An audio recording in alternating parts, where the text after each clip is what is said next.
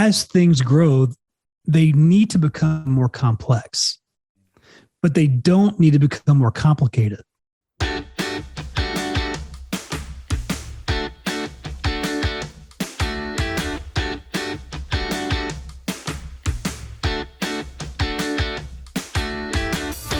Mr. Dean Miles, how are you today?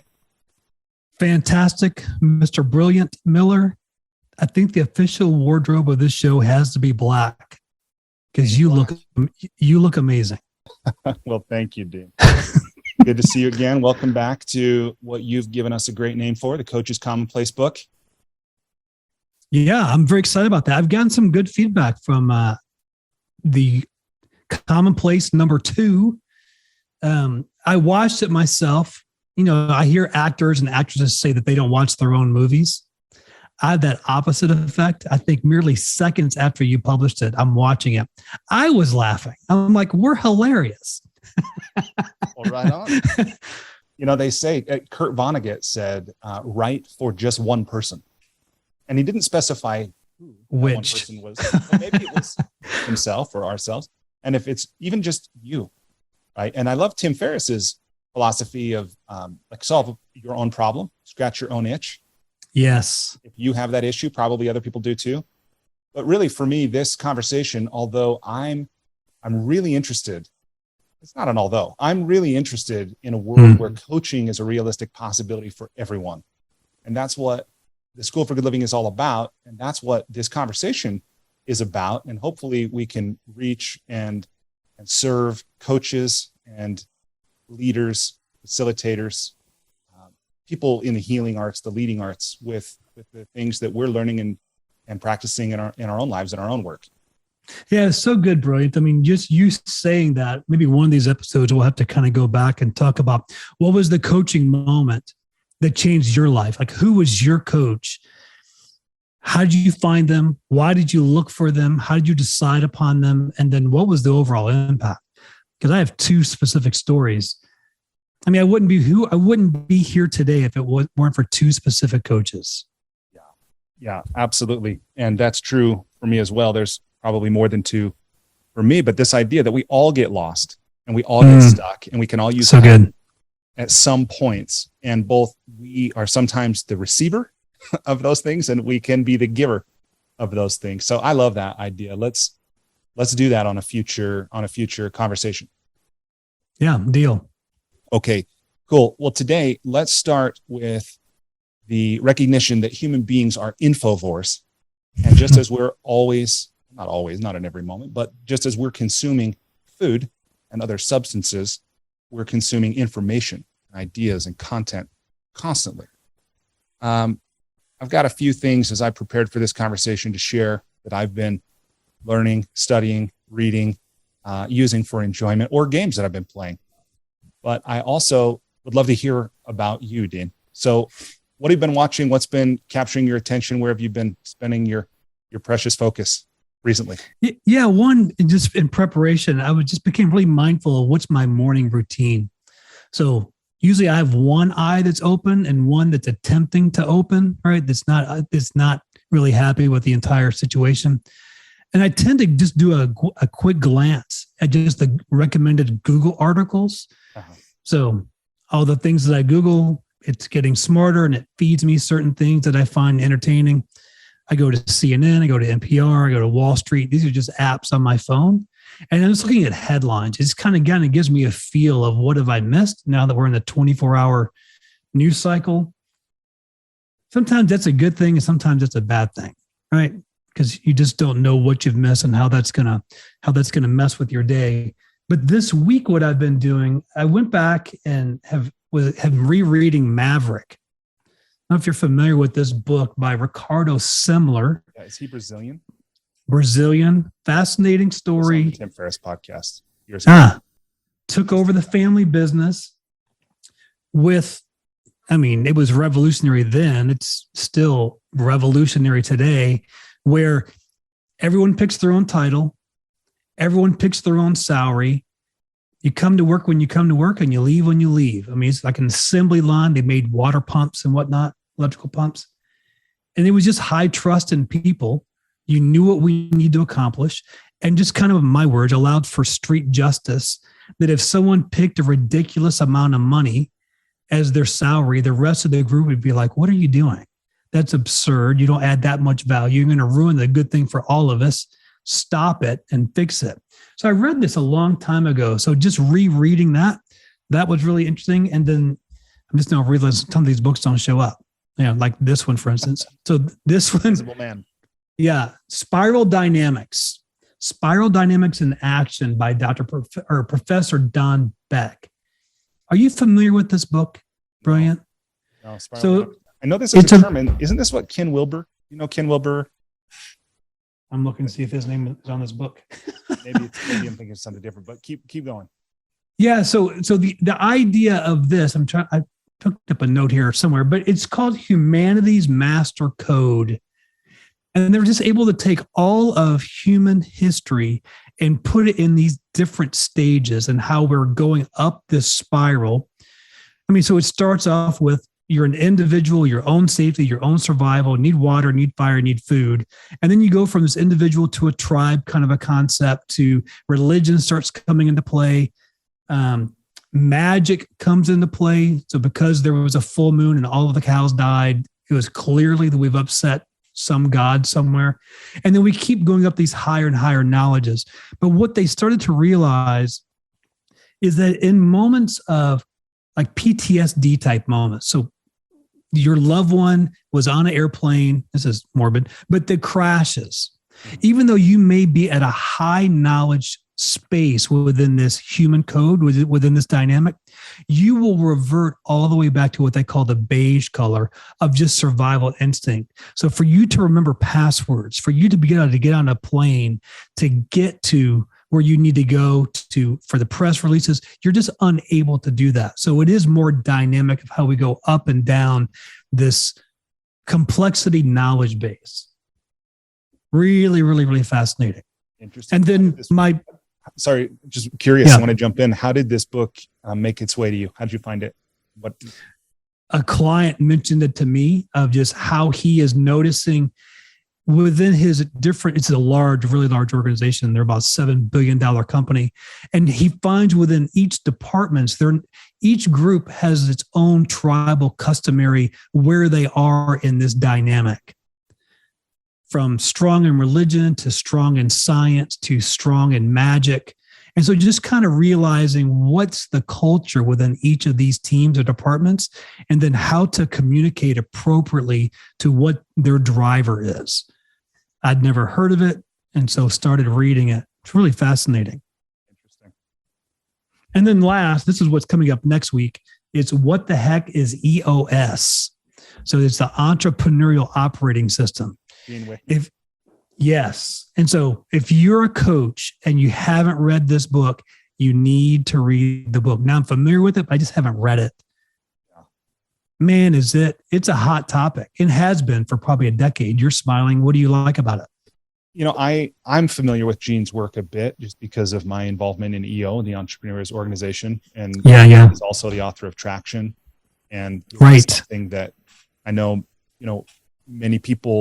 many business owners have implemented, and it's made a huge difference. And while I don't personally follow that system, the one that I do or that I have during the pandemic, I've kind of taken some time off, mokers and KPIs and things like that. But I'm a huge believer, just as a witness of many other people who've used Gene's principles to great effect to grow their business and serve many people. Yeah, so good. So the last thing for me, what I've been listening to, I'm not sure how I found it. I am huge on Spotify. I love music. At the end of the year, Spotify will send you your statistics. I listened to over 1,100 genres of music last year. I didn't even know there were 1,100 genres. I didn't either, but I'm about to give you the genre I'm currently listening to, and you'll see how specific it gets. I'm currently listening to French, Spanish, jazz, coffeehouse music. Wow. That's my vibe right now. That explains probably so much and so little. Oh, and I watched Top Gun. So after I saw you last week in Salt Lake City, Brody and I went for an amazing 4.5 mile or so walk. And I went and saw Top Gun, and it was so good. Just the flashbacks from the first movie. Really enjoyed it. Did you watch it in IMAX? No, I did not. But I still cried. My wife had never seen the original Top Gun. And so we watched that in preparation for going to see the new one, which we haven't seen yet. But I hear it's pretty amazing. And then I also hear there's a part at the beginning where Tom Cruise thanks you for coming to the theater. Did you see that part? Yeah. Yeah. It's before the movie starts. I've never seen anything like it before. What was it like? What did he say? Well, it's a low production, almost like as if it was done on the iPhone kind of a thing. I kid you not. It was a terrible last edit. You could almost tell he's maybe done it a couple of times, but that was probably the most unrehearsed, authentic version that just said, I made this movie for you. The movie was meaningful to me. I wanted to make sure we did a good job, and I just hope you enjoy it. Right on. I mean, it was very simple, like probably less than 15 seconds. That's cool. Well, right on. Well, thank you for sharing some of what you've been consuming and immersed in, learning. Yeah. What about you? And there's a lot for me right now. One is a book I'm really enjoying. It's a book by a guy named Sam Carpenter called Work the System. Mm. And it's another book that I encountered through my participation in EO. But I'm just really digging this book because Sam is sharing this concept that is so simple, right? It's such a simple concept that our lives and the world are really nothing more than a series of systems. And if we're not getting a result we want, or we are getting a result don't want, that somewhere there's a system involved. And if we find it and we tweak it or eliminate it or tweak it, that's exactly right, that we can create a life that works for us, whether that's wealth or whether that's free time, whether that's a fulfilling relationship. So I'm really enjoying, and he's sharing about 100 pages in right now, but he's sharing from his experience of having run a business. And for 15 years, he was working 80 to 100 hours, just burning himself out, fighting fires, and just literally on the point of like collapse and exhaustion, just couldn't do it anymore. And when he knew that he couldn't meet his expenses and he finally had this dark night of the soul, like it's all over, and he asked himself a couple of questions, and those questions opened up for him the ability to see his situation from a new perspective. And that was the perspective of, this is all systems. And if I correct the systems, I'll correct, my life. And then he's sharing that in kind of universal ways that we can apply, not just to business, but to our lives. Yeah. I really like that concept. I mean, the book First Break All the Rules is kind of coming back with a resurgence. I'm hearing more Gen X's or Gen Z's rather talk about that. But breaking the rules doesn't address the system, of which I really like, of what this is reminding me of, is to use it in your favor. Yeah, it is. And something I appreciate that Sam is saying, I did say Sam Carpenter. I hope I. Yeah, you did. Yeah. And he's pointing out that, most of the time life works really well. Like life is functioning, groceries are on the shelves in the store. There's gas in the pumps. The roads are paved, where we're fortunate here, of course, in the developed world. But, work starts and stops generally on time as determined by us or by our boss or clients, so forth. Like these things, the majority of the world seems to actually work really, really well. But it's the ones when it really is something that we don't like, or it's surprising or upsetting, that can make us feel like it's not actually working all that well. And so anyway, his premise that life is biased towards systems working. And I remember the first time I had somebody point it out to me that a business fundamentally wants to grow. Like that's actually it. And to me, it's like that poem by Rumi about your task is not to seek for love, but to find and eliminate all the barriers you've created against it. Yes. Such a beautiful perspective. And in that same way that businesses want to grow, it's just when we find what are all the impediments. And I heard someone once describe it as revenue deflection shields. If you take down deflection shields, like you can make sales, kind of making light of it. And it's easy to say in theory, but I just think that's an empowering perspective, not like, oh, I have to fix all these effing problems. And instead like, hey, this thing wants to work. I just Right. kind of need to get it out. I need to help it, remove the impediments to it working. Yeah, I've heard another version of that. Of as things grow, they need to become more complex, but they don't need to become more complicated. And I like that. Right? Complex is fine, and I would say even necessary. Simple isn't always the solution. Just remove complicated. That's awesome. So Work the System is a book that I'm loving. I'm going to interview. I think by the time this is released, I will have interviewed Sam for my podcast.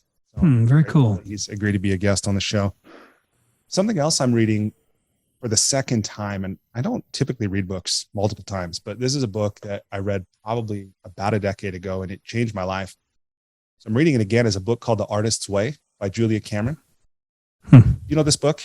I don't. I'm going to Google it right now. It's pretty big for creatives or people who want to be more creative, people who maybe went down a more practical path and lost touch with their child, their inner child, or their artist. And now they want to, and not just for writers, although Julia teaches a practice called the morning pages where you write 3 pages longhand. Yeah. And I did it for years. I did the morning pages for years. And it really is such a great way to hear your inner voice. And so, Julia will say at night before you sleep, write down, I'm seeking guidance regarding, and you write a specific question or a problem or whatever. And then in the morning, you write these 3 pages longhand, not stopping. If you have a typo, if you can't find a word, if you don't know what to write, you just keep writing. And then it's like this torrent of insight or energy can come loose. And so in that way, maybe your higher self or, something divine, like there's an intelligence that's coming through you that is you, but it's not you. It's good. Aisha Basel, who is in the MG100 group that you and I, same network, she is considered the top 1% of design thinking for spaces and furniture, and has an unbelievable formula of deconstructing, reconstructing, but challenges people like me. There's not an artistic bone in my, I can barely draw a stick figure, but it's get past it, draw, right? So in the moment, to get started, to start your day, to end your day, draw something and then get as detailed as you can. You don't have to show it to anyone, right? You can hide your own shame, but just embedded in that is creativity, and it releases things. I was a skeptic. I've been part of her. She has a virtual tea on Wednesdays that I attend, and it's really inspiring of what I end up drawing, which is not pretty, but it's mine. But to see how other people are expressing themselves. That's awesome. And that idea of drawing, I remember, I haven't read this book, but there's a book, I think it's called Drawing on the Right Side of the Brain. And it's another one that is very well known for helping people to tap into their creative side once they have the sense of having lost it. And I'm just Googling it right now. Yeah, Drawing on the Right Side of the Brain, a book by Betty Edwards. And the person who told me about this book said that Betty can look at someone's drawing and Betty can usually tell when that person stopped seeing themselves as creative. Maybe because of a teacher or somebody, a sibling who was critical of them and said, like, you were like 12 years old when you quit, weren't you? And they said yes. And so she has a process where she helps lead people back to a more creative way of being. Wow. What an insightful visual eye to be able to see that level of detail and then be that accurate. Isn't that interesting? So The Artist's Way is another one. And then a few others that I'm reading. I'm reading a book called Don't Tell Me to Relax by a guy named Ralph De La Rosa. Yeah. It's kind of a tough book to read because he's a therapist.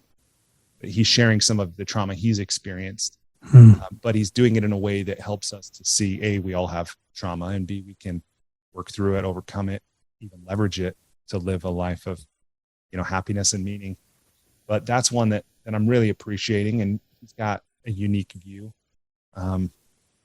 So Don't Tell Me to Relax is one. And then I'm also reading, just went to the bookstore and I bought a physical book, Paths to God, Living the Bhagavad Gita by Ram Dass. I'm digging this book. Do you know Ram Dass? I know the name. I just find it so fascinating. He was involved with Timothy Leary at Harvard, researching LSD, and he ended up going to India and finding Peru and then becoming a doctor. And I'm really loving this. I've read the Bhagavad Gita, but it's been a while.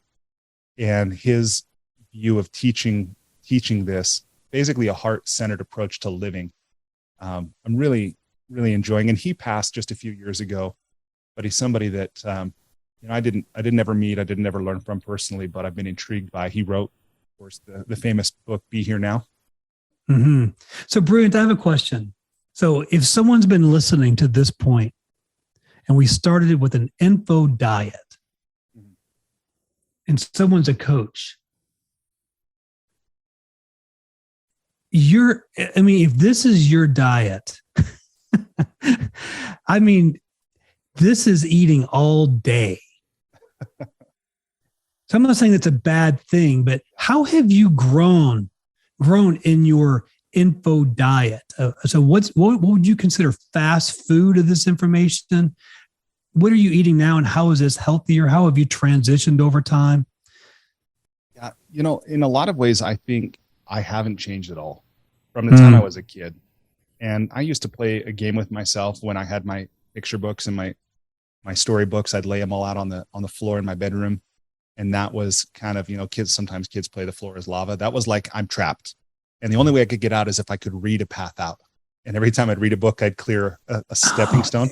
Interesting. Right? So and this for me is kind of my briar patch. It's my happy place. The other thing I would do is I would take the bedding from around the house. I would steal people's pillows and blankets, and I would lock myself in the bathroom. I'd put them all in the tub, and I'd stay fully clothed. I wouldn't turn on the water. I would just make a little nest for myself, and I would just read. Right. And so the reason that I'm sharing all that is that this is not new for me. I've always loved to read. I've loved language. I've loved learning. I've loved sharing what I've learned. So this idea that I'm just doing this now 3 decades, 4 decades later than when I started. But for me, it's, so if somebody's reading and they're if somebody's listening and they're going, oh, I'm not reading enough or whatever. Right. Look, do it if you want to, but don't do it out of a sense of guilt or shame or deficiency. Again, I do this because I love it, and I've always done it in some form as long as I've known myself, except for the times when I kind of got away from it, thinking I should go earn an MBA or go build some business that really soul deadening. Yes. And when I look back, those were the unhappiest times of my life. And then the last thing, Dean, while I'm on this, I'll just share that I did a program with Jack Canfield years and years ago. And in it, he gave us an assignment, which was to take a free day, meaning you have no work at all, not even reading a single email, not reading any journals for work. And he said, periodically give yourself a free day and then do whatever just lights you up. And you know what I thought? I will read for pleasure. And I had quit reading for pleasure because I was an English major and I would read texts multiple times and I would do all this analysis, or, it was always for a purpose. And when I reignited that reading for pleasure, literally I felt giddy. Like I felt like a little kid, Yeah. Well, so for those that don't feel that way, I am not a natural reader. So if you identify more of what I'm saying, it is imperative that you're bringing things in. Because if you're going to inspire insight and if you're going to shift perspective, you have to be bringing in all of this information, all this data, even more specifically, all this knowledge. I set a goal as I want to read at least 1 page in a book a day. That's the hardest obstacle, is for me just to open the book. I held up the imaginary book. For whatever reason, the red book shows up. Kind of. Just to open it up. So my goal is to read 1 page. I end up reading a chapter or just finishing the book. Yeah. You have to read. You must read. No, here's what I've learned from the older men, the older women ahead of me. For people like me, it doesn't get easier, but you get better at it. And I found that sometimes I'm drawn to it. It's the right topic. It's the right author. It's the right presentation. But sometimes it's not the right topic and it's not the right author and it's not the right moment. Yeah. But I need to. Sure. Right. So I just want to encourage you, if you're listening and you're not natural to this, that doesn't make you giddy. Well, It's the discipline and just do it. I remember hearing Tony Robbins say that his mentor, Jim Rohn, said, Tony, you can only eat on the days you read. Oh, that'll do it. and for half an hour a day. And that's another thing that I do is I have a few daily disciplines that I'm not perfect. I don't hit them all every day, but reading for at least 30 minutes a day is part of that. Yeah, that's good. Good. That's good. Those are all good things to think about. Yeah. The last couple things in my info diet, I've been playing a couple of games with my daughters that I've been having a lot of fun with. One is a simple game. It's like $12. You can find it on Amazon. I found it at Barnes & Noble. It's a game called Push. It's a card game. It's pretty quick. It's really fun. It's just is one where you go around and you attempt to get the highest numbers. And anyway, I'm doing a terrible job explaining, but it's quick, it's easy to learn, and it's fun, which for me is the trifecta of games. Yeah. Good. So that's one. And then there's another one. If anybody, and I'm sure a lot of people listening have played Exploding Kittens. Have you played that, Dean? I have not. I've heard of it, but I haven't played it. Oh, it's fun. And the studio behind that game, they just keep rolling out all these wacky games they're just zany. They're unlike anything I've ever seen. Like they have one called Throw Burrito that if you play Throw Burrito, first of all, you got to do it somewhere nothing's going to break. There's no like fine vases or anything, but it's a card game, dodgeball game. So it's like this mashup and you just laugh. And if you're unbelievable. So that one's really fun. But the new one they have is they've come up with a game called Happy Salmon. And if people facilitate meetings, this is one I love on the box. It says something like the 90-second game you'll play for hours. And, that's good. And it's really fun because you can play it with a group of up to, I think, 8. And then it's super simple to learn, but you get people standing, you get people interacting. Most importantly, perhaps you get people laughing. So I'm pretty sure it's called Happy Salmon. It's really fun. Now that sounds good. You have younger kids. My kids are older, 26 to 18. So we've been doing more of the Oculus, the virtual reality. Oh yeah. So playing ping pong, it's better than the real thing. Really? It looks the same, it feels the same, but you don't have to go chase that white ball everywhere that's hiding behind the cushion or bounces into the fireplace. Love that. And I have other friends. So Greg, who you've met there in Salt Lake City, I'll get a text from him of, hey, let's meet at the club at 2:15 for 9 holes. Well, I'm in a different country, right? I've been in Mexico. We put on the Oculus VR headsets and we play 9 holes of golf. Wow. It's amazing. Really? Yeah. Wow, that's fun. I tried the Oculus for meetings.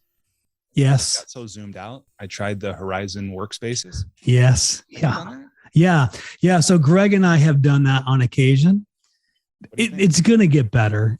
It'll get better, but it's still a little clunky at the moment. I realized, and I was a slow convert to Apple products.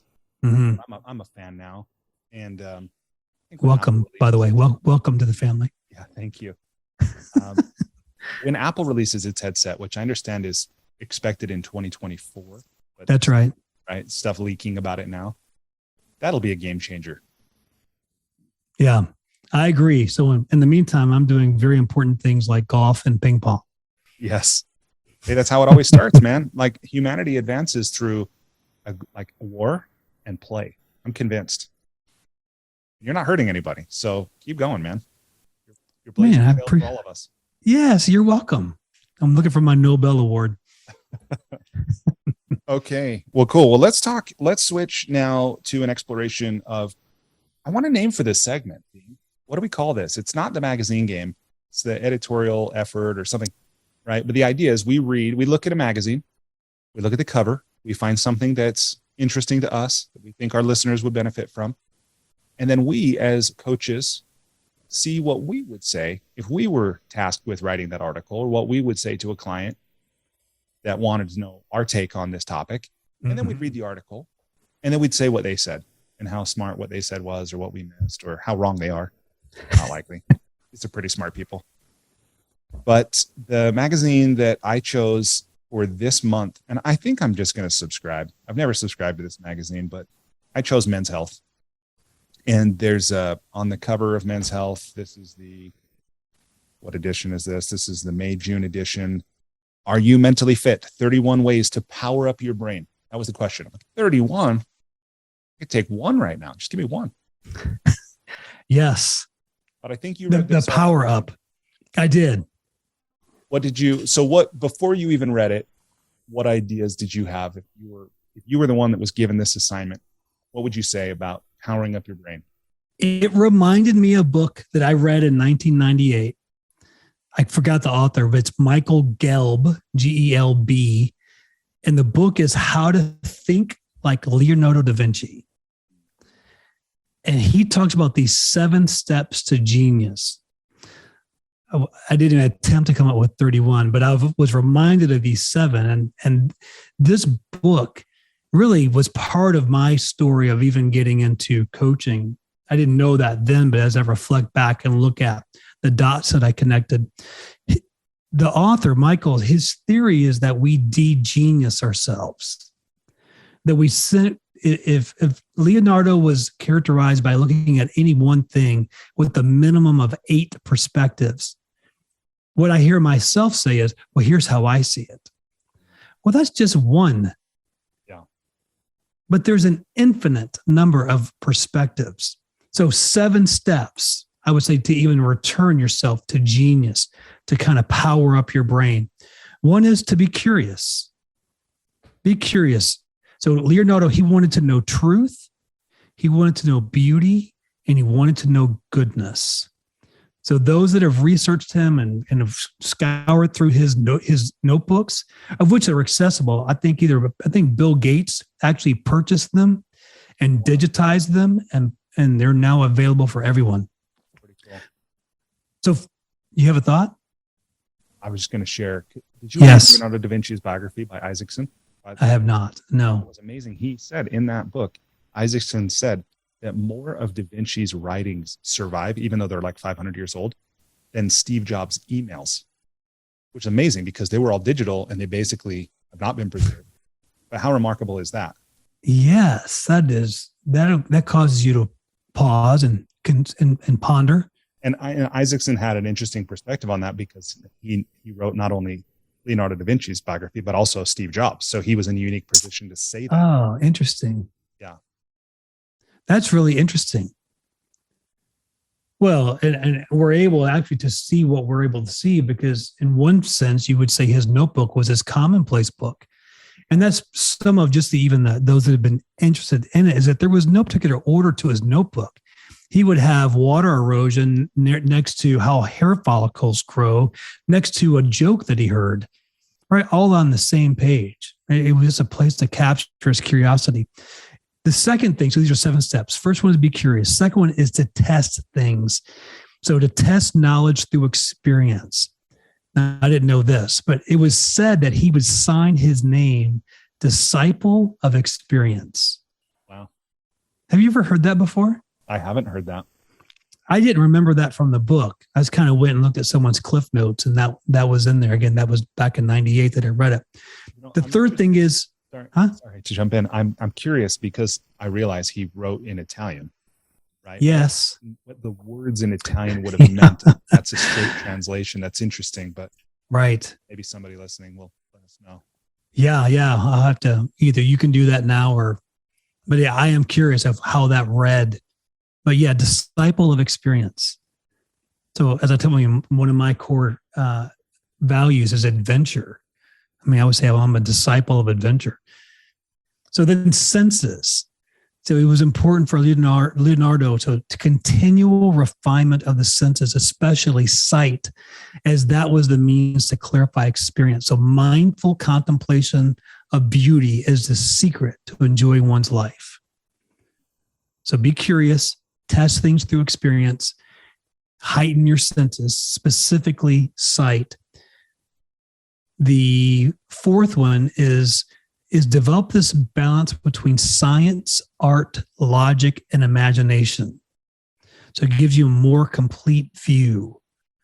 It's interesting of all those things, science, art, logic, and imagination, and maybe imagination would fit into the spiritual, but there's not a spiritual component in that. No, there is not. Interesting. So fifth is ambiguity. So a willingness to embrace ambiguity paradox and uncertainty, because we can tend to get stuck there. So just embrace it, right? A willingness to embrace it. Sixth is the body. So a cultivation of ambidexterity, which I think is so interesting during that time period, that they were so into what could you do with the right hand and the left hand. Fitness and poise. So not only do you want to balance parts of the mind, but you also want to balance the body. And then last is connectedness, a recognition and appreciation for the connectedness of all things and phenomena. That one's, for me, pretty close to spiritual. So be curious, test things through experience, be aware of your senses, specifically your sight.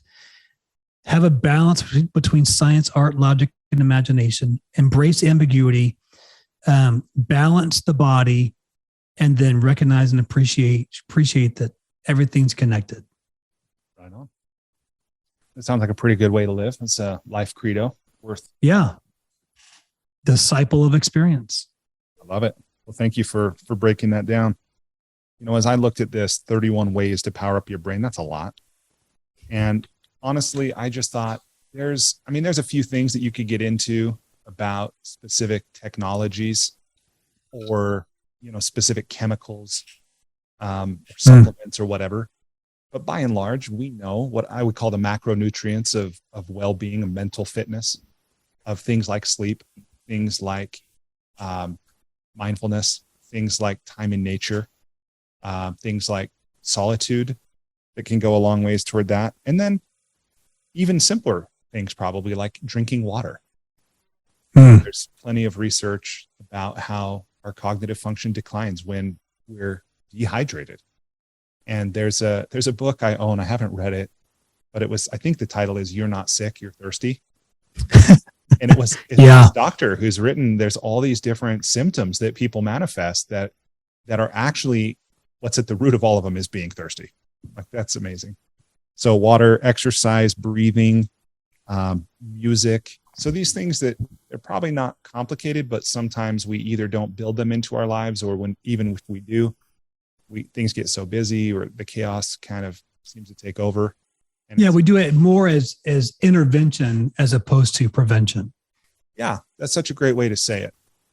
So I don't know that there's any magic bullet on this, powering up your brain. Other people, caffeine can be one. And I hear people like Tim Ferriss talk about the caffeine that they consume, and then other people like Tony Robbins that don't touch caffeine. Yeah. Everybody gets to find their own way through things, just like, do you write in the morning or do you write at night? And okay, so you'll exercise, but do you do a Peloton or do you trail run? Right? There's certain things, but in the form of it, we get to find out what is it that is either most enjoyable or least crappy. We can make a part of our life ongoing. Yeah. Yeah. So with that, the things that were in the article, what stood out to you? Well, I was a little underwhelmed, of just the build a super brain. It was very much we need to be reminded more than we're instructed, is kind of how I read this article. Totally. Nothing new in here, right? You want to lose weight, just eat less, move more. You want to build your brain. Some very similar things. It's what are you eating? Are you sleeping? Serve others, right? The more you're introspective, just the kind of more trouble we can get in with ourselves. What was the other one? Oh, and then just physical exercise. Yeah, There's just something about that. Brilliant. The one that I underappreciated was breathing. So I got this Aura ring. I don't know if people are familiar with that, but it's Aura, Oura ring.com. A lot of NBA players, actually, when they were all in the bubble during the height of COVID, they all had to have these rings. So it measures all kinds of things when you're sleeping: your body temperature, your respiratory rates, your heart rate variability, your restlessness, right? Those types of things. My sleep, let's just say I did everything wrong before I went to bed. I finished my whiskey in bed. I'm watching a movie in bed. I ate late at night, right? So the blue lights are on, the whole thing. I fall asleep really fast, usually wake up around 3 a.m. Half hour later, I'll fall back asleep and I'll wake up. And I got my score from the ring. It was horrific. It basically said, go negative. Oh yeah, it went negative. It basically said you should probably seek help immediately. No, but in essence, that's basically what it said. Wow. So then I decided, all right, I'm going to do the best habits the next day. So I went for a walk, no alcohol. I had nothing to eat after 5:30 p.m. No electronic screens after 7 p.m. Read an old-fashioned book till I got sleepy. Fell asleep really fast. Woke up at 3, up for a half hour, fell back asleep, woke up. So, right, my sleep felt the same. My score was completely different. I mean, I won awards. They gave me a crown. Wow. I felt so much better. So I thought, man, what was that? Now, one of the things that I did was a breathing exercise. And I was like, there's no way me doing this 10-minute breathing exercise is going to show up on these numbers. I couldn't have been more wrong. So heart rate variability, HRV, that was a new term for me. So when you think about your heartbeat, just bump, bump, bump, bump, bump, bump, that sounds rhythmic, but there's actually micro variabilities in there. And the more stressed you are, the less variable your heart is. The more at peace you are, the more variability your heart rate has, which is really, really good. Now, I just did a 10-minute breathing exercise. That was it. My HRV was statistically significantly different. So what does that do? It's huge impact on the brain because all the restorative and recoverable things that happen when you're sleeping. So that disappointed me because I wanted to be right. Yeah. That it could have made a difference. Big difference. Yeah, that's awesome. Well, and how amazing that our technology is now making what was invisible more visible. Yes. And this idea that none of it is complicated, but sometimes, closing that gap between what we know and what we do, that's where our work is. So, and how we can do that without fighting ourselves, because I'm not a fan of willpower, of flogging ourselves to reach a goal. Although I acknowledge there's a time and a place when we've made a commitment to ourselves or to someone else, that willpower, might be what's necessary to produce that result. At the same time, I'm just really intrigued by how we can live with effortless action, or I think Buddhists sometimes refer to as spontaneous right action, or non-doing. So I'm really interested in. Yeah, that's really good. I mean, and even as I heard my own story, I being reminded now of the 7 steps of genius. This ring started with curiosity. I then wanted to test it through my own experience. I used my senses. I was trying to find a balance between science, art, logic, and imagination. I was able to embrace this level of ambiguity or uncertainty because I don't understand all of this. And it was just this balance in my body, right? That I was trying to get there. And then just a recognition and appreciation that it's connected. If I want to and be engaged and have the energy and have the quickness of mind, these things are connected, right? You do foolish things, you win foolish prizes. Yeah, that's right. That's right. I love that. There's a subreddit, if you haven't discovered, called Win Stupid Prizes. Yes, I have. People that get that. Or there's another one called Instant Regret. Yeah, here, hold my beer. Yeah. Well, a few of the things, just maybe to wrap up this part of our conversation that I took away from this magazine article. First of all, I thought it was interesting. I acknowledge I could have missed something, but I didn't see anywhere in the magazine that said that delivered on the promise on the cover of 31 ways to power up your brain. I had to agree. What I found were 3 pillars, right? I think they actually there was a build a super brain. And then inside there was, are you mentally fit? Which I really like that term, right? Giving ourselves this concept of mental fitness. And then they went on to break down mental fitness as being 3 pillars. And I appreciate that they shared, where physical fitness you can look at in 3 pillars of strength, cardio, and mobility. That's the opinion of the editors who wrote this, or the writers who wrote this. But whereas mental fitness, they say emotional intelligence, vulnerability, and resilience. They go on and define those and give examples of those and so forth. But I thought that was actually really useful, because these are things that I think only in the last few decades have really come into our society's conversational domain, about emotional intelligence, or what we sometimes call EQ. That I love this description that Susan David, who wrote Emotional Agility, she's quoted in this article saying that the skill of emotional intelligence is simply the ability to recognize your feelings and understand how you're responding to them, and do it without judging yourself. And to be able to do that in real time, right? Instead of just something happens, you react, but instead being able to witness both what's happened outside, what's going on inside, and then making a choice of how to react. And all this sounds easy in theory, but I think there's a real potential there to improve the quality of our lives. There's no doubt about that. And I know that we can do that on our good days, which is not where the conversation is useful. It's on our bad days. Right. So how do you have that safety rope? Because you're going to fall. You just don't want to fall all the way to the bottom. Right. So to have that 4 foot, 6 foot where you're locked in, that you don't fall any further than that, so that you can recover more quickly. I tend to find, right, younger Dean, I would trip and fall, and I would fall all the way to the bottom. And man, it would take me a long time to recover, to get back up.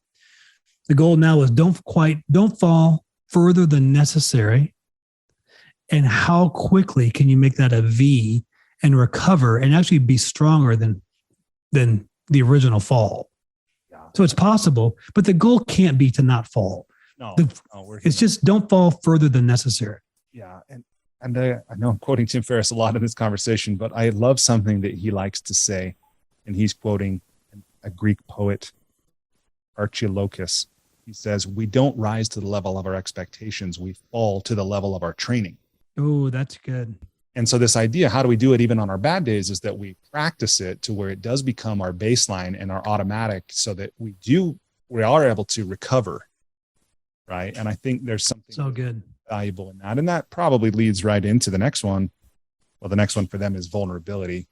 And they go on and they give a good description. Vulnerability, to me, I hear that. And of course, Brene Brown's talk's been viewed 40 million plus times. And I think there's value in it, but there's a part of me that it's like, I don't love the concept of vulnerability, but I like what Michael Gervais says, who's quoted in this article. He's a performance psychologist who's worked with NFL teams and CEOs and Olympians and other high performers, but he describes vulnerability as the courage to be authentic, the courage to be true, the courage to say the thing that needs to be said, even though it's hard to say. And I think maybe part of the reason I don't like vulnerability is I think people could, why I have a hard time with it, I should say, is that I think people can use that as a license just to be a dick. Right. And paradoxically, where instead of like letting people in, you're like opening up on people. Well, here's what, or here's the truth or whatever. And it's like, that's not vulnerability. You're just being a jerk right now, Yeah. I mean, we use that clinical term of psychological safety. I understand it, but I don't like it because it seems way too unapproachable. And, you've been diagnosed with some venereal psychiatric safety. So I don't like that. But there are pricks out there that I think regardless, it's going to happen. So I think it's, choose your friends and choose your audience wisely. Vulnerability is not the problem, right? Mean people do mean things. Limit the number of mean people in your circle, right? Vulnerability is not the problem. It's the mean person. Yeah, I think you're right. And, this idea too of psychological safety, we call it vulnerability, we can call it psychological safety. Someone once suggested to me this was someone's opinion, that's the primary responsibility of a leader, is to create psychological safety, meaning a space where people can speak their truth, they can express things that might be hard to hear and so forth. And in that way, we can find the best way forward. But if people are afraid of the repercussions, or they feel like there's a part of themselves they've got to hold back, of course, you're not going to get the best result. If you're not getting the best result from individuals, you're not going to get the best result on your team. That's right. And I hear what you're saying, and I'm okay. Like, I actually like the term psychological safety, because to me it conveys something that I can start to grasp, where if there's non-judgment, there's acceptance, these kinds of things that we can choose to practice. They're not always easy. But what I think is interesting and related to this is this idea of holding space. And this is where, this could be even more Californian. Ooh, and I love California, and I love woo a certain time and place. I love science in a certain time and place. And I think there's a limitation to both of those as well. But the example to me of holding space that has just really, it keeps coming back, is I had the chance to study with an indigenous teacher, and he has some land in the desert in New Mexico. And he doesn't advertise. He literally won't let you take a photograph with him. Doesn't have a website. Like, he's not looking to promote himself in any way, shape, or form. And he said that people will somehow find their way to him who are at the end of their rope. Like, they don't know what else to do in life. Maybe they've had addiction, maybe they've had depression, or they've come from abusive households. And somehow they find him, and they spend some time in nature, and maybe they do some ceremony. And he said that they will leave.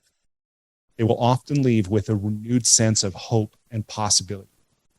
And the thing that was so remarkable to me about that is that people come, they have an experience, and then even though that experience came about in a specific geography, in a specific time, with a specific person doing specific things, it now helps them be aware that Right. feeling or that experience, or maybe that space, can exist beyond those boundaries.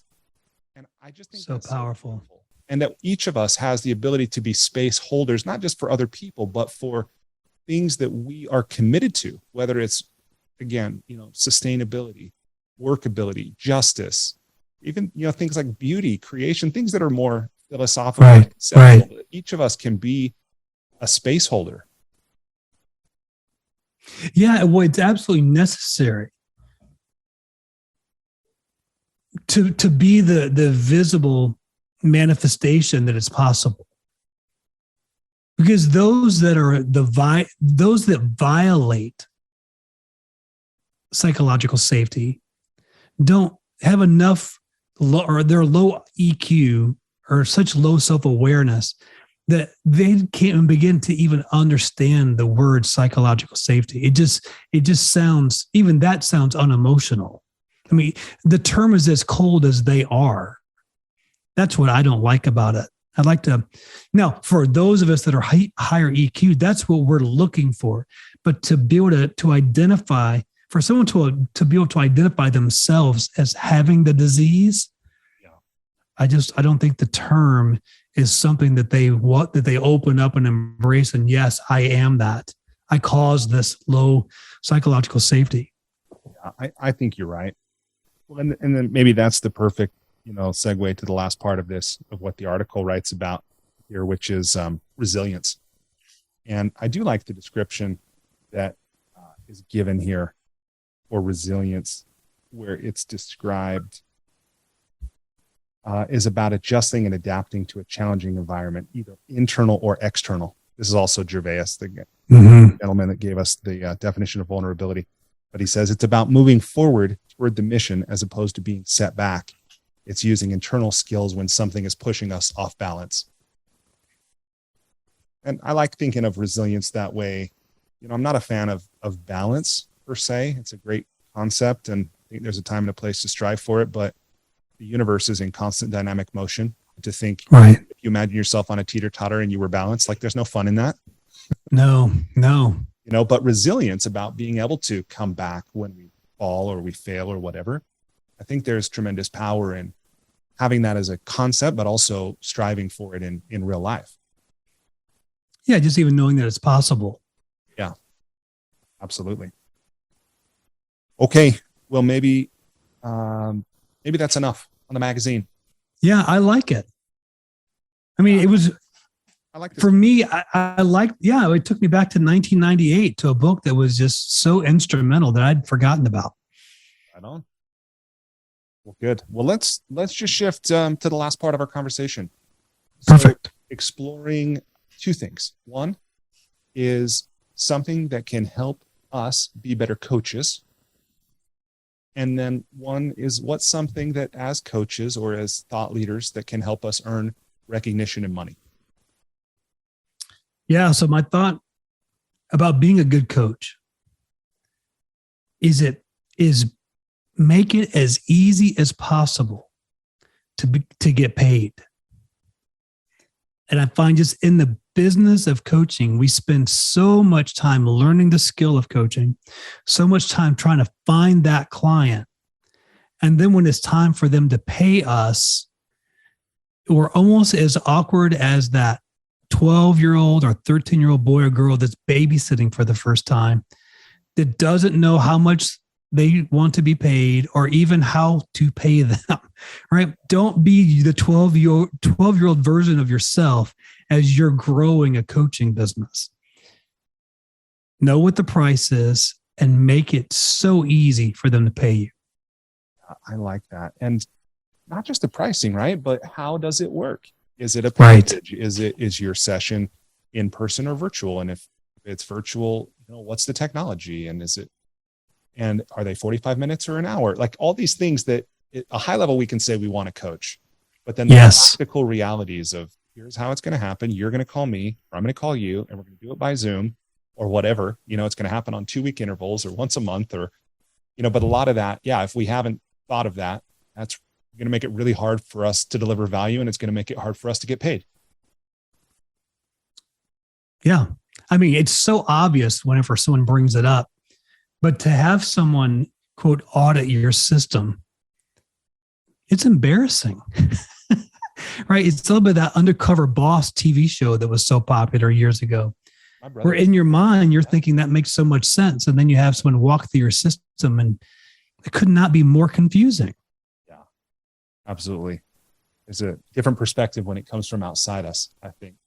For sure. Yeah. So business partner, I had a business partner join me 7 years ago.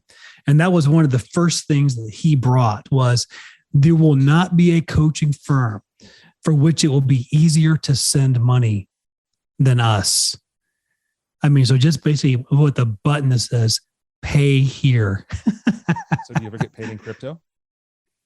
No, we have never been paid in crypto. Probably a good thing at this point. Well, I mean, I don't know. I mean, I'd rather be paid it now when Bitcoin's at whatever, 18, 19,000 a coin than to have been paid 6 months ago at 55,000. Yeah. I'd rather write it up than write it down like we've done. For me, the thing that I'm really interested in right now in terms of being a great coach, there's two parts, because one is the outcome, right? Whether it's before you even begin an engagement with a client or at the beginning of a coaching session, whether it's somebody who just started or it's your 10th session with that person, always letting the client set the outcome for the conversation. And, not just what's on your mind or what do you want to talk about today, but some version of what result do you want to produce. And in that way, recognizing this is not just a friendship, catch up, feel good conversation, but it's intended to help this person move forward in their life, to create something, to contribute something, maybe to experience something. But that happens, like the rate, I think, and probably the quality at which that happens is proportional to our clarity of what is that result that we're working towards. And that can be the hardest part, but it's easy to get 10 minutes into a conversation, 30 minutes into a conversation and still not have an outcome that you're working towards. Yes. Yeah. There's, and brilliant, you do different seminars and workshops just on public speaking and those types of things. I think some of the same principles apply. The more clearly you begin, the more clearly you can end. And the same thing is true in that coaching session. And there's some training of even expectations and designing that relationship. The clients that I've now had for a decade plus, I mean, they're trained. I mean, they know what to do. The first thing is I don't have an expectation that they are where I left them, because there could be 14 days in between or 30 days in between. So it starts off with, so where are you now? What did you say you were going to do? And what did you do? And when this time period is over, what are you wanting to accomplish? So I don't have to ask those questions anymore.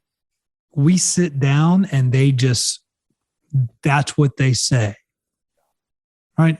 When I walk out of a coaching session, if I'm exhausted, that's a big failure. That means that I'm doing way too much work.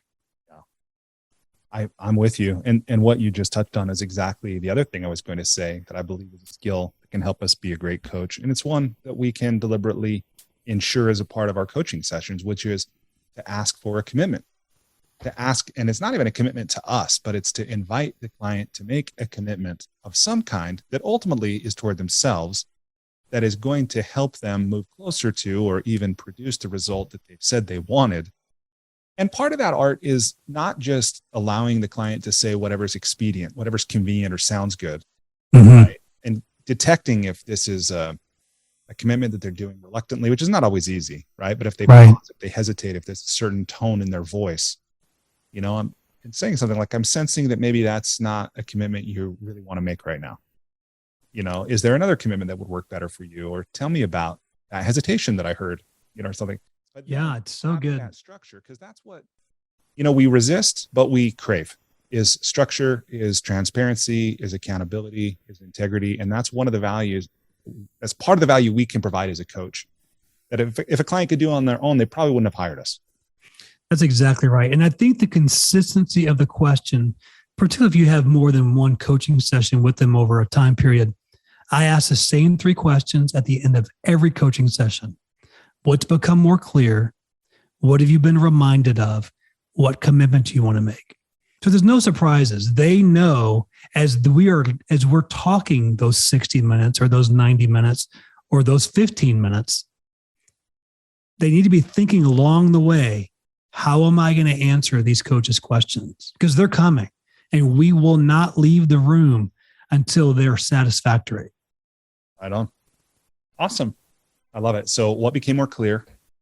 What have you been reminded of? What have you been reminded of, and what commitment are you willing to make? Yeah, because a lot of our coaching is around this idea. Samuel Johnson, I've been told, the second most quoted individual behind William Shakespeare. And his quote is, or Mark Twain. Listen, don't fact check that. Okay. Don't let the details get in the way of this good story, bro. Yeah? Keep going. Is we need to be reminded more than we're instructed. So that's our access to exceptional people, to type A personalities. I'm not here to instruct you. I'm here to remind you. So my coaching's built around that, which is why I'm so curious about what have you been reminded of or what's become more clear. Yeah. That gets them talking. And now we hit that. So what's the commitment? That's awesome. And again, that is a tactic that any coach can use. And it might not be appropriate for every coach, or you might find another question that you like better or whatever. But the point is to invite the commitment, right? And to help someone move into action, to live the life they want to live, to produce a result they want to produce, to be who they want to be. And we can all do that. So, okay. And then the thing about earning recognition and money, and you talked about make it easy to get paid. I think that's a great one. The thing that I would say about earning recognition, and this is one I'm still feeling my way through, but I would call it, finding a way to put yourself out there. And again, that could be a lot of things. And that's part of the challenge, is there are more channels and opportunities than probably ever before. But we could say social media, but even that's very broad, right? And do you want to have a YouTube channel where you share? Do you want to have a podcast? Do you want to have a Clubhouse thing, which I understand, by the way, now you've signed up for? I'd love to talk with you about. But this idea of finding a recurring way to demonstrate your knowledge, your authority, your expertise, your experience, to build credibility, to build affinity, to build trust, to build the muscle of marketing, which, marketing can be a nebulous term. It can be a kind of daunting term. It can be a dirty term. And that's even before sales. but all of this building a muscle, writing a newsletter, something with a regular frequency. And, for me, one of those is a podcast, which I've now done for more than 4 years because I love it. And now it's taken this new form, or it's added a dimension, which is these conversations with you, Dean, which I'm really enjoying. Same. Just inviting people to really deliberately find a way to do, I'm just repeating if I say it again, but the benefits are myriad. And by the way, you also socialize your ideas, right? A lot of people harbor this idea of wanting to write a book, and they think that they're going to go sequester themselves and jot down 225 pages worth of material and send it out into the world. But guess what? If it hasn't been tested, if it hasn't been shared, if it hasn't been refined, if it doesn't include the stories or the experiences of the people that you're endeavoring to serve with the book itself, it's probably not going to land with people as well. And this is what I would say an intermediate step that a lot of people don't seem to take to see the connection with. Mm-hmm. But it's like the proving ground. It's the refiner's fire for your ideas is how are you capturing, refining, sharing in real time, demonstrating your expertise right now. Yeah. Mark Ryder, a friend of ours, who's a publisher, a writer himself. Here's what he says in today's book market. You don't write a book to create a brand. You create a brand, then you write the book. And I thought that was really an interesting of just kind of knowing how the model works today. Marshall Goldsmith, our friend, says it this way is, first, you must be competent. And second, you must be known as competent. Well, the only way that second part happens is by putting it out there. Yeah. So in a one-on-one conversation or in a podcast or in a blog, in a webinar, put yourself on a panel. So it's not who you know, it's who knows you, and they need to know you as competent. Yeah, I like that. And I'm not sure why my mind is connecting this, but somebody that I talked to at the beginning of my kind of more public sharing. Yeah. He suggested to me when I talked about wanting to write a book, one of the things that he encouraged me to do, and I still haven't done this, but I think about it a lot. He said, okay, take all your best ideas, put them on a single page, make them as clear and as powerful as you possibly can. Then go downtown and stand on a corner and you can get people to pay you for that one piece of paper, because that experience is really the same experience of trying to put it in a book form and send it out around the world. And he's like, what you will learn from that, the skills and hopefully the confidence that you will develop from that is the same thing that you will need. And as I'm sharing that right now, I'm thinking, maybe I should go do that. Well, let me know when you do that, because I want to be on the other street corner observing. You're like, well, I don't know if it's going to be my own or not, but I'm certainly going to be watching. Wouldn't that be fun? That would be fun. I could see. Yeah, I think that could be quite the what would you say? Well, it takes me to another level of, was it you probably know, Brian, there was some author who did this of just trying to get over their own level of pride, dressed up as poorly as he could, and just would walk the streets just to get used to being ignored and shamed and ridiculed, to build up his confidence to be able to write and put it in the public space. Have you heard this story? Well, I know I've heard this from Stoic philosophers. Yeah. That would do this same kind of thing. Yeah. So this is, I think, the modern version of that. And then I'd be up for the challenge. And I even think some of our other friends like Robert Bell, I think some others, you get your one page, I'll get my one page, Robert can get his one page. We'll see whoever else wants to play, and let's go see what we can do. That's fun. It's a fun. Okay. So we will leave that in the parking lot, along with, when we talk again at some future point, we'll talk about our coaching journey, pivotal moments, important figures, that kind of thing. But Dean, what shall we wrap with? What are you being reminded of, or what has become more clear to you today in this conversation? Well, one is, when you and I schedule something, it's much more likely to happen. And it's just so true. But I think to the level that you and I have had good ideas, I'm confident there are coaches that are listening. Right. So I'm looking at you, listener, that you've got ideas and you've said, I'm going to go do something.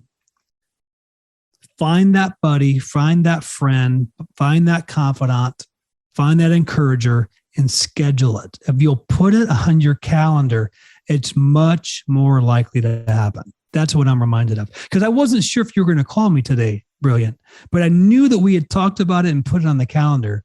Sure enough, it happened. Right on. That's true. I'm reminded of Tony Robbins. If you talk about it, it's a dream. If you envision it, it's possible.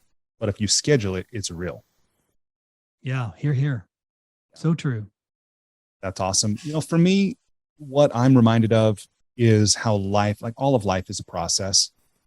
And I remember learning that the Lakota word for God translates to sacred energy and constant motion, which I think is just so beautiful, that this universe is like a kaleidoscope, that it's constantly moving, right? And when I learned that, we know the earth goes around the sun, but I remember when I learned that our sun, as part of a galaxy, is orbiting, the entire galaxy is orbiting.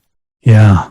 Right? It's amazing that everything is in constant motion and that life is a process. And I remember learning once, human beings are, what does it say? Human beings are works of art, works in progress that mistakenly believe they're finished. And this is it, man. Like I'm super grateful for this conversation, for our friendship. And even that, what I'm reminded of is we call it a friendship and we make it a noun. We make it a static thing, but it's really a verb. I'm grateful for our relating. Yeah. The process that it is. And I already look forward. I've enjoyed this. I'll remember it fondly, and I'll look forward to the next time we do it. Yeah. Same. So going full circle to your book, let's work the system. Okay. All right. Let's tweak it and let's keep working it. I love it. So it shall be. All right. Well, Dean, if people wanted to connect with you, what's the best way, or what would you prefer they do? You want them to find you on LinkedIn? You have a website, an email address you want to share? Anything? How would people get a hold of you if you wanted them to? Yeah, LinkedIn is probably the easiest. If you Google LinkedIn, Dean Miles, Bridgepoint Coaching, if that SEO stuff is working, you should be able to, I should come up on that first page. Our website is bridgepointcsg.com. So for coaching strategy groups, so bridgepointcsg.com. Right on. And if people want to connect with me, they can find me at goodliving.com. And with that, let's do this again sometime in July. Done. Deal. Let it be so, as Brilliant would say. All right. Well, thanks everybody for listening. Hope you enjoyed something, benefited from something here, and we'll look forward to the time we connect with you again next. Till then, take care.